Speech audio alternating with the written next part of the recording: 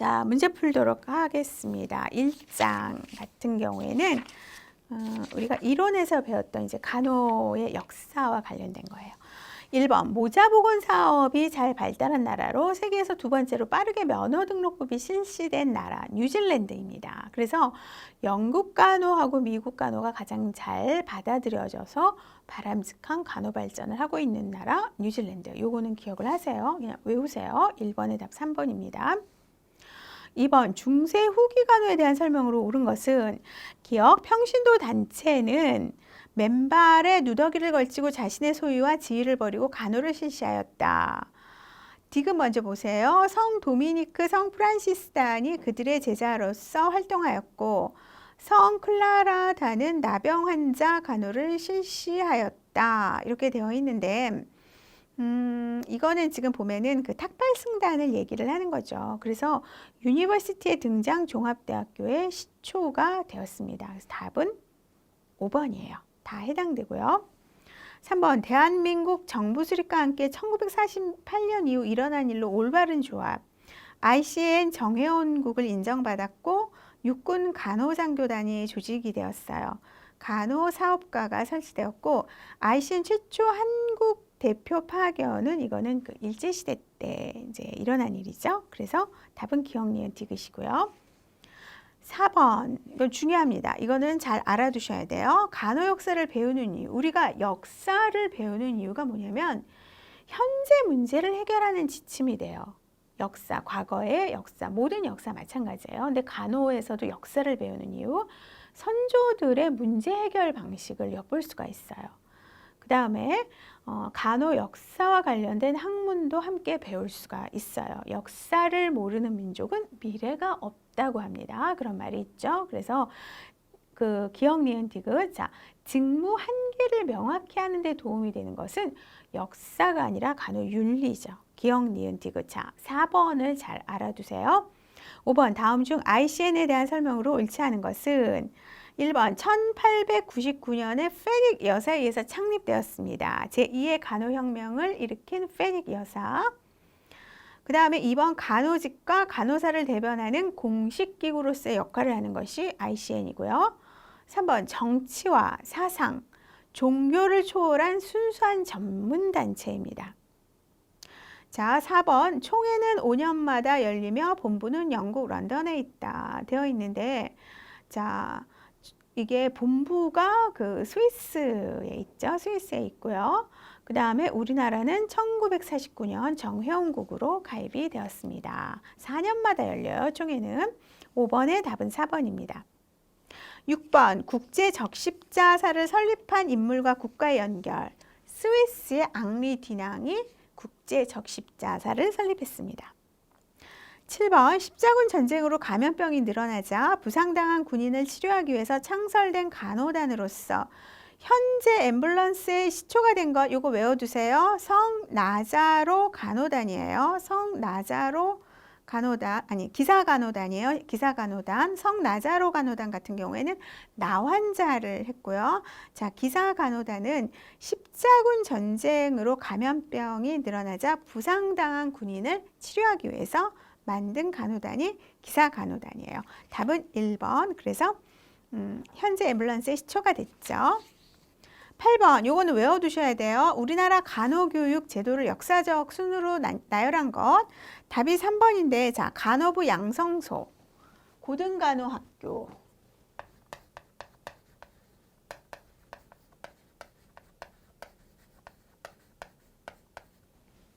그 다음에 고등간호학교,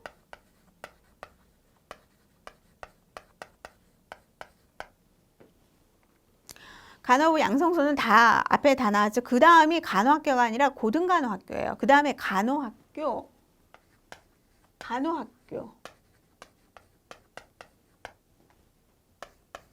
자, 고등간호학교, 간호학교, 그 다음에 간호고등기술학교,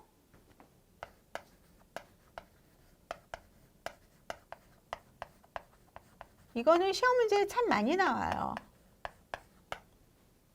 간호고등기술학교, 그 다음에 간호전문학교, 간호전문대학, 간호전문학교,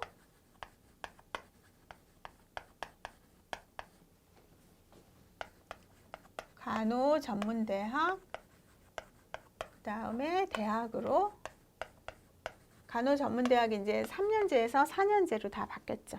자, 요거 순서를 꼭 알아두시고요. 그래서 답은 3번입니다.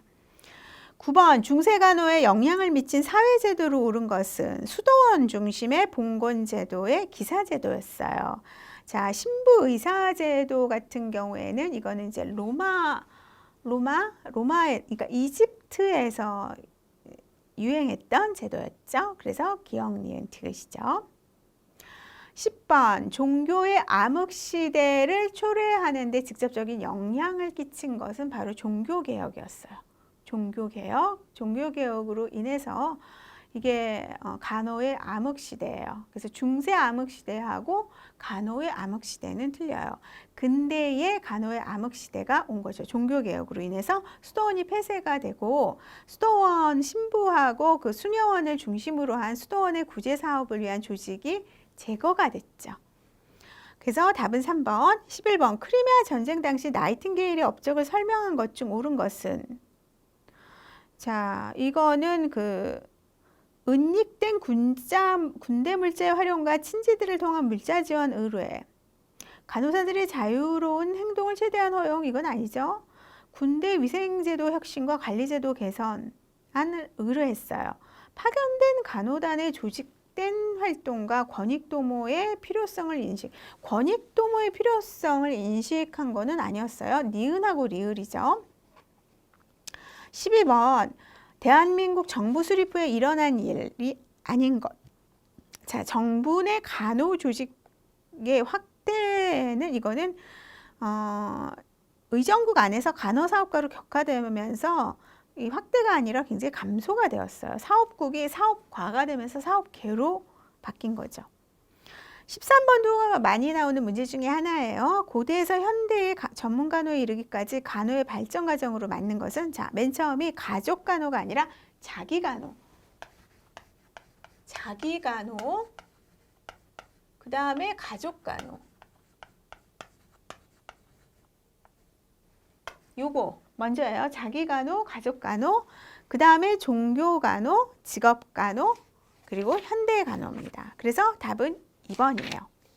14번 대한민국 정부 수립기 간호발전 상황으로 오른 것은, 대한민국 정보기구가 편성됨에 따라서 예산 절감을 목적으로 간호사업이 축소되었다는 게 굉장히 안타까운 사건이죠. 그 다음에 제9차 국제간호협회 스톡홀름 총회에서 정회원으로 등록이 되었다는 거예요. 자, 그래서 니은하고 리을이 답입니다.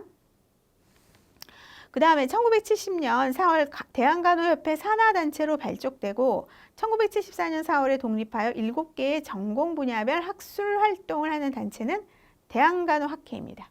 대한간호학회 알아주시고, 16번 한국 간호사를 구분하여 성장기라 할 수 있는 1945년부터 60년에 이루어진 것.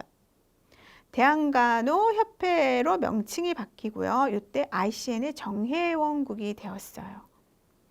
그 다음에 17번 미국에서 나이팅게일 간호교육을 실시한 초기 간호교육기관, 자, 요것도 외워두셔야 되죠. 벨뷰, 보스턴, 코네티컷.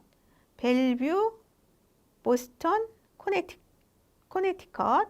자, 유명하죠. 세 개의 간호학교. 나이팅게일 간호교육기관이에요. 그래서 17번의 답은 4번이고요. 18번 우리나라에서 최초의 현대적 간호교육이 시작된 계기는요, 제중원의 의사 알렌의 요청도 아니고 대한의원도 아니고요. 자, 일본인들이 세운 개인병원에서 소규모의 도제교육에 의해 시작되었다. 이것도 아니에요. 서양의 선교단체에서 파견한 선교사에 의해서 시작되었어요. 서양의 선교단체에서 시작된 선교간호에서 시작되었다라는 거. 그래서 서양의 선교단체에서 시작된 파견된 선교사에 의해서 한국 간호사업의 기초가 마련되었다는 거죠. 19번 다음 중 나이팅게일의 업적에 대한 설명으로 일치하는 것은, 간호의 사명감을 중요했고요. 적십자사 창건에 영향을 주었고, 인도의 국민보건 향상 및 위생시설을 관리하였고, 간호사의 교육, 감독, 지도는 간호사에 의해서 이루어져야 된다고 주장하였습니다. 근데 이 사람이 가장 이제 좀 반대했던 게 뭐냐면은 면허 등록제를 반대했어요. 면허 등록제를 하면은 그거는 간호사라고 하는 것은 그래도 이 마음으로 우러나오는 거지 굳이 시험을 봐갖고 그런 사람들만 간호사가 되는 건 아니다. 그래서 페닉이 면허 등록제를 하기에 굉장히 힘들어했죠. 나이팅게일이 그 당시에 상당한 그 여성으로서의 영향력을 상당히 미쳤거든요. 영국 사회에서. 그래서 90세까지 90 몇 세까지 살았나 꽤 오래 살았는데 페닉이 나이팅게일이 죽고 나서 그 면허제를 등록을 했어요. 왜냐면 나이팅게일이 굉장히 반대를 하니까. 그래서 면허제를 확립하고 등록한 거는 나이팅게일하고는 상관이 없어요. 페닉에 상관이 있는 거지. 20번 역사상 최초의 방문 간호사 활동을 했으며 가족 이외의 병자를 돌보는 일에 휴시가 된 사람은 누구인가? 초기 기독교 시대 사도 바울의 제자 중에 하나, 기독교를 전파하기 위한 전도 방법의 하나라서 방문 간호사 하면 페베죠. 페베 최초의 방문 간호사.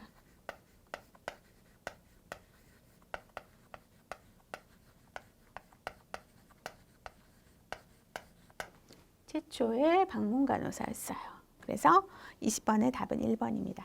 자, 그 다음에 2장 합시다. 간호의 윤리 및 생명윤리의 원칙. 자, 여기에 있는 문제는 잘 알아두셔야 되죠.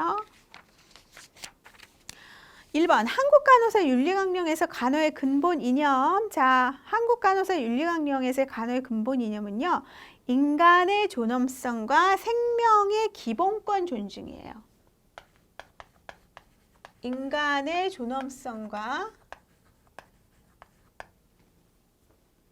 생명권의 기본 존중.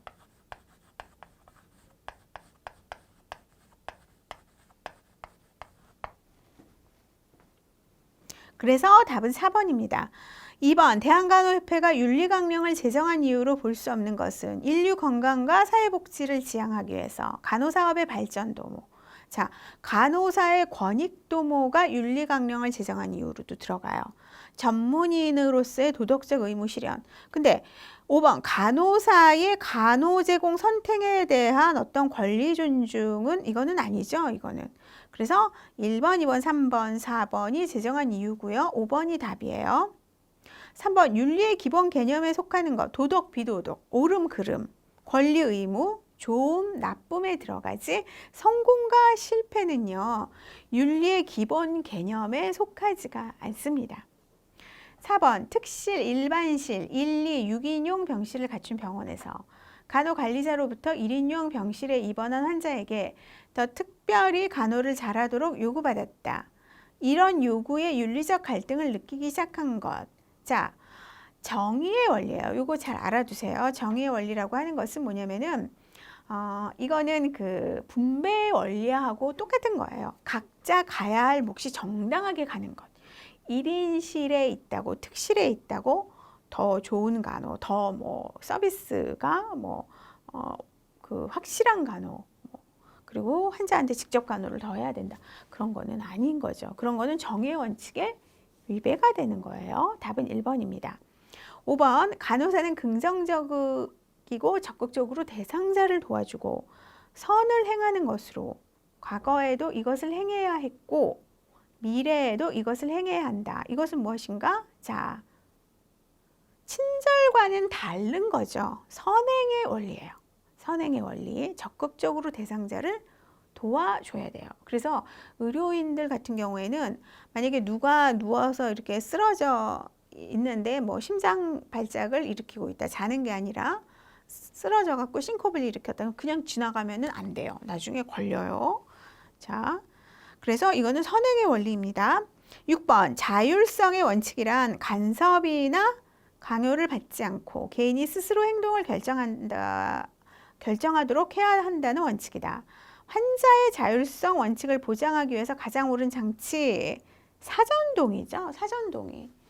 어떤 시술이나 침습적인 어떤 그 의료 행위를 할 때, 시술이나 수술이나 침습적 검사를 할 때 사전 동의를 하는 거죠. 사전 동의를 하면서 그 다음에 거기에다가 사인을 하는 거죠. 이게 바로 자율성 존중의 원칙, 즉 인간 존중의 원칙입니다. 답은 3번입니다.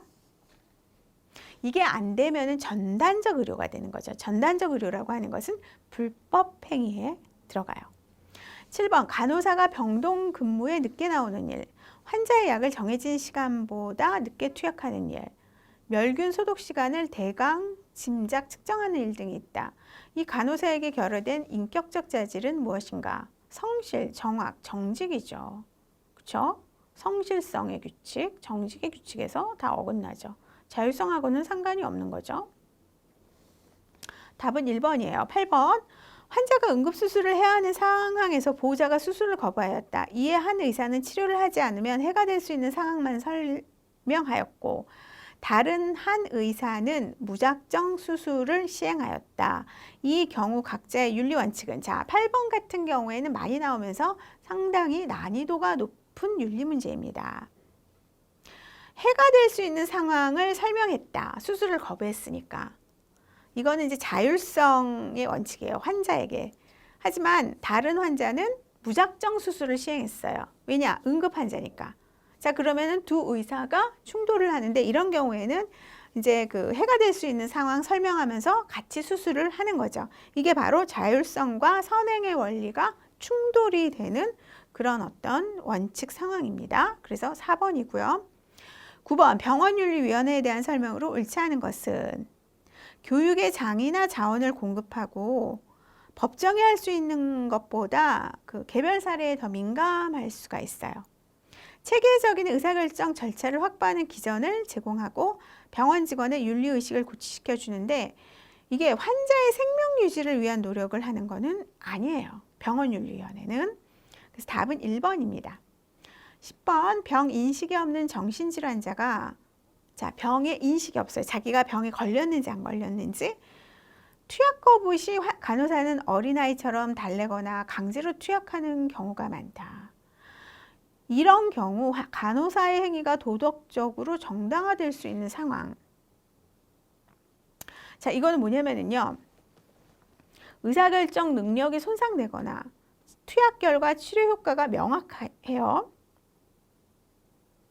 환자가 후에 강요된 투약을 받아들이는 것이 확실할 때, 대처할 만한 다른 치료 방법이 없을 때 모든 상황이 다 정당화돼요. 그래서 이거는 자율성 원리하고 그 선의의 간섭주의, 환자가 거부할 수 있는 자율성 원리와 적극적으로 선을 행해야 된다라는 선의의 행위하고 이게 딜레마가 그 상충이 될 수가 있어요. 부딪힐 수 있다는 거예요. 그래서 이런 경우에는 다 도덕적으로 정당화될 수 있다는 거죠. 답은 5번입니다. 11번. 항암제 개발 시 아직 약의 효과와 효능, 부작용이 밝혀지지 않은 상태에서 요구되는 윤리 원칙. 자, 이거는 무해성의 원칙이죠. 그렇죠? 요즘 그런 걸 많이 하죠. 병원에서 뭐 임상 실습이라든가 뭐 약에 대한 어떤 뭐 3상 4상 해갖고 많이 하는데 부작용이라든가 효능이 밝혀지지 않은 상태에서 만약에 투여를 한다. 뭐 복불복으로 투여한다. 그러면 이럴 때 윤리 원칙이 무해성의 원칙. 해를 가하지 않는 것, 고의적으로 해를 가하는 것을 피하거나 해가 될 위험을 피하는 것이 바로 무해성의 원칙이에요. 4번입니다.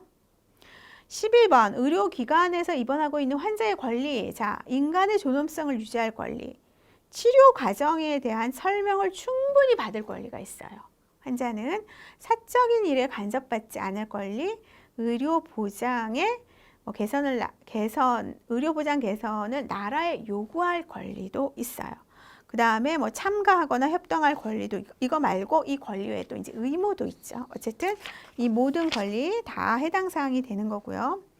자, 13번 죽음이 임박한 환자 권리에 해당하는 것. 진실을 알 권리가 있어요.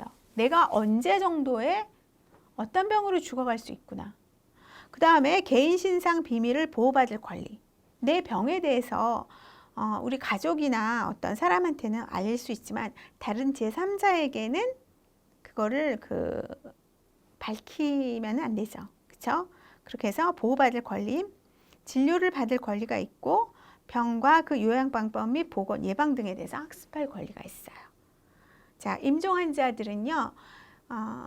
자신이 임종 상태에서도 자신이 삶의 무대에서 주인이 되길 원해요. 자, 그래서 요 네 가지 다 들어갈 수 있습니다. 답은 5번이에요. 14번 간호나 의료행위를 행하기 전에 환자 또는 보호자에게 사전에 설명을 하고 동의를 구해야 하는 경우, 처치 비용이 많이 드는 경우, 환자가 연구 대상자가 될 경우, 생명 및 신체의 침해가 야기될 위험성이 있는 경우 꼭 얘기를 해줘야 되죠. 사전 동의를 해줘야 돼요. 그렇지 않고 그냥 시술이나 어떤 치료를 하면은 전단적 의료가 되는 거예요. 근데 응급처치를 요하는 경우에는 동의를 요하지 않을 때도 불법 행위가 되지 않는 거죠. 그래서 답은 기억, 니은, 디귿입니다. 15번 환자에 대한 비밀을 누설할 수 있는 예외 조항이 아닌 것은 의사가 감염병 환자를 진단했을 때 얘기해야 돼요. 확 퍼질 수 있으니까 직장에서 집단검사 결과 결핵 환자 발견 시에 회사에 보고해야 돼요. 그 사람은 결핵이기 때문에 다른 사람한테 확 옮겨줄 수 있으니까 회사가 알아야 되고요. 환자가 허락했을 때, 환자가 동의했을 때, 그 다음에 공익상 필요하다고 인정되는 사항을 법정에서 말했을 때, 하지만 가족의 요청이 있을 때, 아무리 가족의 요청이 있어도 환자에 대한 비밀을 누설할 수 없어요. 가족과 환자는 다른 객체예요. 이 상태에서. 그렇기 때문에 가족의 요청이 있을 때 이때는요 예외 조항에 들어가지 않습니다. 15번의 답은 4번입니다. 그 다음에 3장 간호사와 법적 책임 봅시다. 다음 중 간호사의 주의 의무 태만에 관한 내용은 1번 간호사가 잠깐 자리를 비운 사이에 환자가 자살을 시도하였다. 자, 주의 의무라고 하는 것은 타인에게 유해한 결과가 발생하지 않도록 항상 정신을 집중할 의무예요.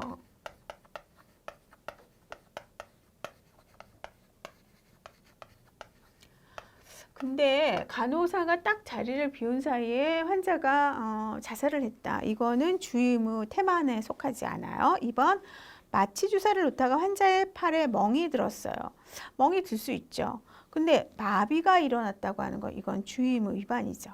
그래서 2번이 답이고요. 3번 정맥주사 준비 중 정맥주사병에 이물질이 발견되었어요. 발견되었으면 그 발견한 거를 보고하면 되죠. 의사의 식이 처방에 따라 환자의 식사를 배식한 결과 환자가 소화장애를 호소하였다.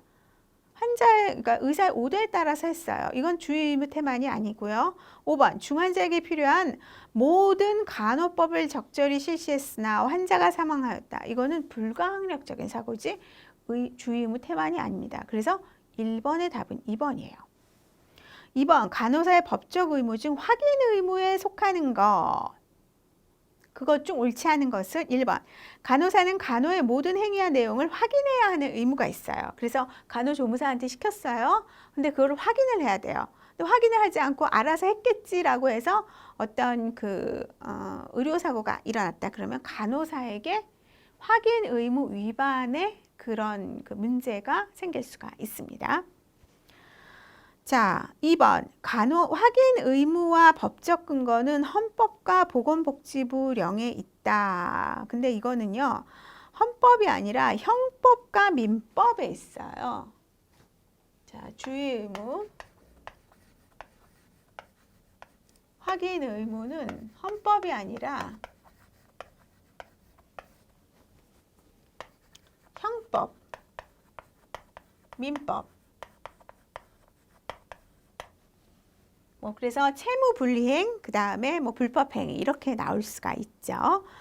자, 그래서 이거는 답이 2번이죠. 그리고 5번 보세요. 간호사는 간호보조 인력의 과실에 대하여 확인을 태만히 한 책임을 질 수 있어요. 보조 인력까지, 조무사도 그렇고 보조 인력까지. 답은 2번입니다. 3번 간호사가 의식이 확실하지 않은 환자에게 더운 물주머니를 데워줄 때 온도 측정을 하지 않아서 화상을 입혔다. 이런 간호행위와 관련된 법적 요인. 자, 주의 의무 태만이에요. 주의 의무 태만. 업무 능력이 있는 사람이 주의 의무를 다해갖고 남에게 손해를 입히는 행위, 주의 의무 태만입니다. 자, 그래서 답은 1번입니다. 자, 4장 적중 예상 문제 전문직의 특징 1번 봅시다. 윤리강령을 갖고 있고요. 자, 고유한 지식체를 갖고 있어요. 전문직이라고 하는 건 다 윤리강령 있어요. 의사한테도 윤리강령 있고요. 변호사한테도 윤리강령 있어요. 그 다음에 고유한 지식체계. 고유한 지식체계.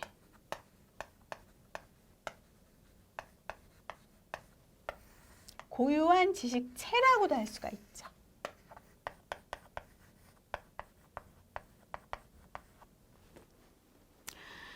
그 다음에 직업적 활동의 내용은 굉장히 실제적이에요. 실제적. 잠재적이 아니라 내용이 실제적이에요. 실제적으로 일해요. 실제적. 그 다음에 간호조직을 통한 타율적인 통제가 이루어지는 게 아니라 뭐? 자율적인 통제가 이루어지죠. 자율적인 통제가 이루어지죠. 그래서 기억, 니은, 티귿입니다. 2번 간호전문직의 준거적 특징. 준거적 특징이라고 하는 것은 이거 외우세요. 이 전문 지식에 기초한 실무, 전문 교육의 발전, 사회에 대한 봉사와 책임, 자율성, 철학적 사고 및 윤리예요. 요거는 외우세요. 2번의 답은 2번입니다. 자, 그 다음에 이제 지금까지는 이제 간호학 개론을 했고요. 간호학 개론. 여기서 나왔던 문제는 다 외워주셨으면 좋겠어요. 그 다음에 이제 간호관리학으로 넘어갑시다. 5장 간호관리학. 자, 5장 간호관리학의 이해. 1번 관리와 행정에 대한 비교로 옳지 않은 것은? 자, 1번 행정은 관리보다 경쟁성이 높다. 아니죠. 관리가 경쟁성이 높죠.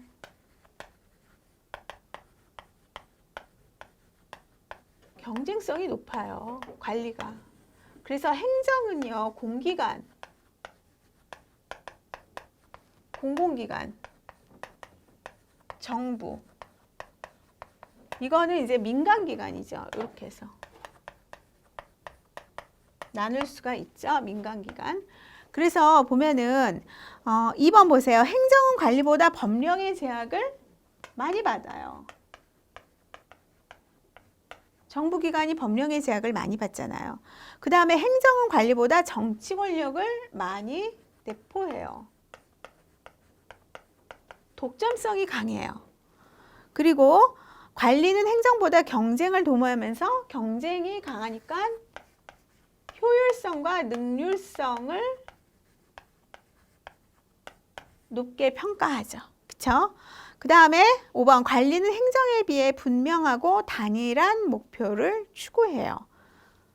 굉장히 분명하면서 구체적이면서 단일한, 분명하고 이익 위주예요. 분명하고 단일한 목표.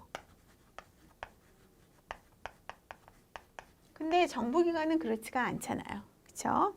그래서 답은 1번이에요. 2번 간호 업무의 표준화를 설명하기 위한 가장 적절한 관리 이론. 자, 표준화. 표준적 작업 절차를 정해서 이에 따라서 예정된 업무량을 달성하는 방법이 바로 과학적 이론이에요. 과학적 이론. 이건 테일러의 과학적 이론이죠. 2번은 1번. 3번 관리 이론 중 조직의 친밀감, 기대감, 자발성 등 비공식적 요소가 임금, 근로조건, 휴식시간과 같은 물리적 환경보다 생산성에 더 영향을 준다고 설명하는 관리 이론. 이거 뭐예요? 친밀감, 기대감, 자발성. 여기서 나오는 거 비공식적 요소.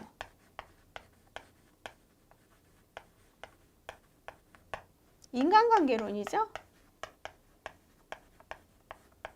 과학적 관리론을 연구하러 들어갔다가 비공식적 기구, 인간관계론을 발견했어요. 자, 호선 연구라고 할 수 있죠. 그래서 답은 3번이에요. 4번, 외부 환경이 조직과 시스템에 영향을 미치며 조직 전체 시스템과 하위 시스템이 적합성을 유지할 때, 자, 조직의 유효성을 높일 수 있다고 설명하는 관리 이론. 조직과 시스템에 영향을 미치면서 하위 시스템이 상위 시스템에 영향을 미친다. 상황 이론입니다. 요거는 잘 외워두시기를 바랍니다. 자, 그 다음에 6장의 간호단위 관리 봅시다. 1번, 간호정보 시스템을 응용할 수 있는 간호 영역. 인력, 직무, 물품, 질관리 다 할 수 있어요. 그래서 간호실무행정, 간호연구교육에 다 들어갈 수 있는 게 바로 하스피탈 인포메이션 시스템 OCS, 그 다음에 간호정보 시스템이라고 할 수가 있죠. 답은 5번입니다. 2번, 간호의 효율성, 전문성 확립 및 간호의 질적 수준을 향상시키기 위해서 가장 우선적으로 개발해야 할 간호정보 시스템. 자, 이거는 잘 외워두세요. 간호과정정보 체계예요. 간호과정. 그래서 요즘은 병원마다 그 OCS에서 간호과정 정보 체계를 많이 해요.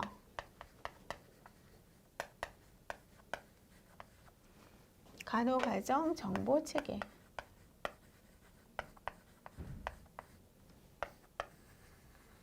간호과정 정보 체계. 답은 4번이에요. 3번, 낙상의 위험이 있는 환자에게 낙상 예방 및 관리 활동으로 옳지 않은 것은 낙상 고위험 환자의 경우 침대 사이드 레일을 반드시 올려줘야 되고요. 2번, 수면 중 깨어서 화장실을 갈 때 반드시 간호사와 보호자의 도움을 받고 침상에서 내려오도록 교육하고 또 뭘 해야 돼요? 차팅해야 되죠? 3번, 병원 바닥에 미끄러운 용액이나 물이 흐르지 않도록 자주 라운딩을 하고 그런 게 있으면 얼른 닦으라고 해야 돼요. 그렇죠? 청소 여사님한테 닦으라고 해야 되고요. 휠체어나 침대를 옮길 시 반드시 잠금 장치를 해야 되죠. 휠체어나 침대 옮길 시 반드시 잠긴 장치하고, 왜냐하면 잠금 장치 안 한 상태에서 올라가면 후루룩 이렇게 바퀴가 굴러갈 수가 있으니까. 자, 환자에게 넉넉한 환자복을 입히는 게 아니라 환자에게 신체에 맞는 환자복을 입혀야 돼요. 안 그러면 이게 내려와 갖고 질질 끌려 갖고 이렇게 가다가 낙상의 원인이 될 수가 있다는 것입니다. 4번, 퇴원한 자의 간호 시 유념할 사항으로 옳은 것은 지역사회의 여러 자원을 활용할 수 있도록 해주고 특별한 치료나 간호가 필요한 부분은 미리 교육한다. 퇴원한 자 차트를 의무기록실에 보내기 전에 모든 기록을 점검한다. 퇴원한 자 계획은 퇴원 준비 당일에 준비하면 안 돼요. 안 돼요. 이거는 며칠 전, 입원해 있을 때부터 준비해야 돼요. 퇴원한 자 계획은 입원해 있을 때부터 준비해야 된다. 병동의 환경관리가 중요한 이유. 최적의 환경은 직원들의 업무 수행 능력을 향상시키고요. 쾌적한 환경은 환자의 건강 회복에 긍정적인 영향을 끼치죠. 바람직한 병동 구조는 간호 인력의 절약에 효과가 있으면서 또 물자 절약 면에서 상당히 경제적이죠. 비경제적이지가 아니라 경제적이에요. 기억, 니은, 디귿. 6번, 물품 관리의 비용 절감 개념을 도입하고자 한다. 옳은 것은 물품을 유효기간 내에 사용하도록 하고요. 구매 물품을 표준화해서 물품 관리를 쉽게 해야 돼요. 용이하게 해야 되고 복잡하게 하면은 안 돼요. 가치 분석을 통해서 물품의 기능과 비용을 평가하고 소모품의 재고량을 최소한으로 유지해서 인력 낭비를 줄여야 됩니다. 그래서 기억, 니은, 디귿, 리을 답은 5번이에요. 1번, 수간호사가 간호단위 관리에서 고려해야 할 환경 관리의 범위로 옳은 것은 간호 인력이 사용하는 물품을 관리하는 것은 대상자의 안전관리와 관계가 있고요. 간호사가 물품 관리 시 철저히 묵음법을 적용하도록 하고 청소도구나 청소 방법의 지도 감독을 통하여서 간호 단위의 청결이 유지되도록 관리하고 병실에 계속 있는 환자나 보호자를 위해서 간호사가 일정한 간격으로 환기하도록 한다. 다 맞죠? 그래서 수간호사 파트장은 안전관리, 위생적 환경, 심미적 환경, 안정된 분위기 조성도 굉장히 중요하죠. 8번, 간호단위에 대한 설명이다. 옳은 것은 간호단위라고 하는 것은 간호 직원이 공동으로 간호에 참여하는 조직체로서 운영하고 최적의 간호를 수행하기 위해서 간호 목표를 성취하는 간호관리의 기본 단위입니다. 간호 대상자들이 입원하여 간호와 치료를 받을 수 있는 병원의 핵심적 구조이면서 이거는 그 최소의 구조적 단위를 의미해서 직원과 시설을 같이 포함하는 개념이에요. 그러니까 리을이 틀렸죠? 답은 기억, 니은, 디귿 1번입니다. 9번, 병원 내에서 일어날 수 있는 낙상사고의 예방대책으로 옳지 않은 것. 1번, 보호자에게 낙상 안전에 대한 교육 및 주의를 기울이도록 하고요. 2번, 보호자가 환자 옆에 있는 경우 안심해도 된다. 아니에요. 옆에 있는데도 쓰러지는 경우가 넘어지거나 낙상할 수가 있어요. 3번, 움직임이나 보행이 불편한 환자는 부축하고 4번 운반차로 이동 시 반드시 침대 난간을 올려 고정시키고, 그쵸? 고정시킨 다음에 그 다음에 이동을 해야 돼요. 5번 노인 환자를 위해서 변기나 욕조 주위에 손잡이를 설치한다. 그래서 요즘은 보면은 그 병원 가 보면은 그 복도 난간에도 이게 손잡이가 있어요. 그쵸? 난간에도 그 다음에 그 욕실에도 그 손잡이가 있어요. 욕실에도. 그래서 답은 2번이고요. 10번 환자가 정가 전동을 갈 때 필요한 간호 업무를 옳지 않은 것은 환자가 사용하다 남은 약품 함께 보내야죠. 2번 환자의 기록을 정리해서 의무 기록실에 보내는 게 아니라 환자의 기록을 정리해서 의무 기록실에 보내는 건 그건 옛날에 이제 그 원무과였어요. 지금은 이제 그거를 원무과에서 다 하는 거죠. 기록도 해갖고 정가 전동해야 되죠. 글로 가는 그 과나 그 입원실로 보내야 되죠. 그 다음에 환자의 보호자에게 전동될 것을 알리고 환자의 전동 사항을 영양과 식당 등 환자 관련 부서에서 알리고 옮겨갈 병동에서 사용될 기구와 간호가 다를 수 있으면 환자에게 알린다. 자, 그래서 답은 2번이죠. 그 다음에 간호단위의 과정 7장. 7장에서 기획, 조직, 인적자원관리, 지휘, 통제와 관련된 문제를 한번 풀어보도록 하겠습니다. 자, 기획이 필요한 이유. 간호 위기 상황에 대처할 수 있도록 도와주고 간호부서의 목표를 구체적으로 실현하기 위한 출발점을 제공하고요. 간호 직원의 분화된 업무를 통일된 목적하에 달성하기 위해서 기획이 필요해요. 플래닝. 현재와 미래의 기반을 두고 변화하는 요소들을 감소시켜준다 그러는데 기획은요. 미래의 기반을 두고 있습니다. 그래서 답은 기억, 니은, 디귿입니다.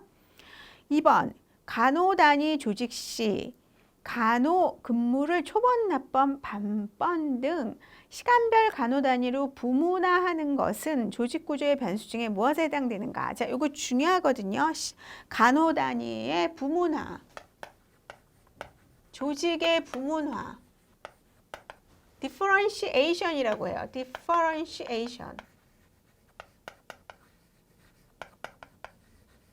differentiation이라고 하는데 부문화. 자, 이런 거를 복잡성이라고 그래요. 복잡성.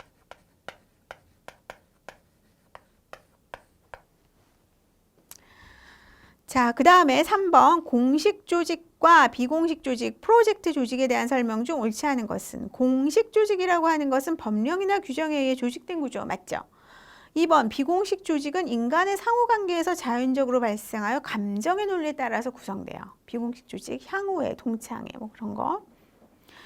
3번 공식 조직은 조직 내 의사소통이 원활하지 않죠. 의사소통이 이렇게 계층적으로 되잖아요. 그래서 어떻게 보면은 경직이 되어 있는 게 바로 공식 조직의 의사소통이죠. 그래서 3번이 옳지 않은 것은이고요. 3번이 답이에요. 4번 공식 조직에 비해 비공식 조직이 일체감과 소속감, 사회적 욕구를 채워주죠. 감정의 논리에 따라 구성되니까. 5번 프로젝트 조직은 특별한 과업을 수행하기 위해서 설치된 조직이에요. 그래서 3번이 답입니다. 4번 총체적 질관리에 대한 설명으로 옳은 것은 총체적 질관리라고 그래갖고 TQM이에요. Total Quality Movement라고 그래갖고 전체 조직 구조에 적용시켜요. 임상만 하는 게 아니라 비임상까지 비용 효과와 고객 기대의 질 향상을 추구하고요. 과정적 결과에 기대하면서 업무 수행을 개선합니다. 자, 수직적 관리에 미달된 인재는 표준화에 의해서 교육하는 게 아니라 모든 조직 구성원의 광범위한 참여하에 절차를 개선해요. 그래서 기억, 니은, 디귿 이것도 잘 알아두세요. 5번 직무 분석, 직무 기술서 및 직무 명세서에 대한 설명으로 바르지 않은 것. 1번 직무 분석은 직무 분류, 직무 평가, 직무 설계의 기초가 된다. 잘 알아두시고요. 2번 직무 명세서는 직무의 내용과 그 담당자의 인적 요건을 설명한 것이죠. 3번 직무 분석의 결과 직무 기술서와 직무 명세서가 작성이 돼요. 그 다음에 4번 직무 명세서는 직무의 내용과 직무 요건에 동일한 비중을 두는 것. 이거는 직무 기술서죠. 그래서 4번이 답이고요. 직무기술서를 직무해설서라고도 해요. 5번. 6번 1차 간호에 대한 설명으로 올바른 것은 한 명의 간호사가 환자의 입원부터 퇴원까지 모두 책임지고요. 그 다음에 간호관리자는 간호사에게 조언자, 지도자의 역할을 한다. 자, 6번 같은 경우에는 자, 팀 간호보다 자율성이 덜 보장된다. 자율성이 더 많죠. 전문성도 많고요. 간호사는 간호보존의 지도에 많은 시간을 소모한다. 이거는 아니죠. 그래서 기억하고 디귿이 1차 간호에 속하는 것입니다. 7번 협상의 특성에 대한 설명으로 옳지 않은 것.